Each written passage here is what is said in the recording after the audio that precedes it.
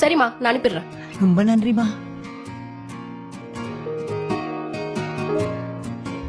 இங்க எதுக்கு உட்கார்ந்துட்டு இருக்கீங்க? அது இல்லம்மா, பொண்ணு போனுக்கு காசு வரலையா, போன் பண்ணாமா. நான் அதை அப்பவே அனுப்பிட்டேனே, ஒழுங்கா பாக்க சொல்லுங்க அவங்கள. இல்லம்மா வரலையாமா, வேலை பிஸில மறந்துட்டு இருப்பீங்க, அதான் ஒரு தடவை ஞாபகப்படுத்தலான்னு வந்தம்மா. உங்க காசை வச்சு நான் என்ன பண்ண போறேன்? 5000 ரூபாய் கோட்டையா கட்ட போறேன்? உங்களுக்கு ஹெல்ப் பண்ணதுக்கு என்ன சந்தேகப்படுறீங்களா? ஐயோ சந்தேகம் பண்ணலம்மா, என் பேத்திக்கு உடம்பு சரியில்லம்மா, ஹாஸ்பிட்டல்ல சேர்க்கணுமா, அதுக்காக தான் காலையில இருந்து நான் காசு கொண்டாந்து கொடுத்தேன். ஆஸ்பத்திரியில காசு கட்டலடா என் பேத்திக்கு ட்ரீட்மெண்ட் பார்க்க மாட்டாங்கம்மா. இப்ப என் பேத்தி ஆஸ்பத்திரி வெளிக்கிறாமா. வீட்டுக்கு முன்னாடி நின்னு அல்லாதீங்க. பாக்குறவங்க என்னதான் தப்பா நினைப்பாங்க. இதுக்குதான் படிக்காதவங்களுக்கு ஹெல்ப் பண்ண கூடாதுன்னு சொல்றது. இங்க பாருங்க, நீங்க காசு அனுப்ப சொன்னீங்க, நான் அனுப்பிட்டேன். அது போச்சா இல்லன்னு எனக்கு எப்படி தெரியும்?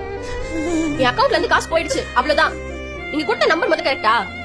அதெல்லாம் கரெக்ட் தாமா, என் பொண்ணு நம்பர் தாமா அது.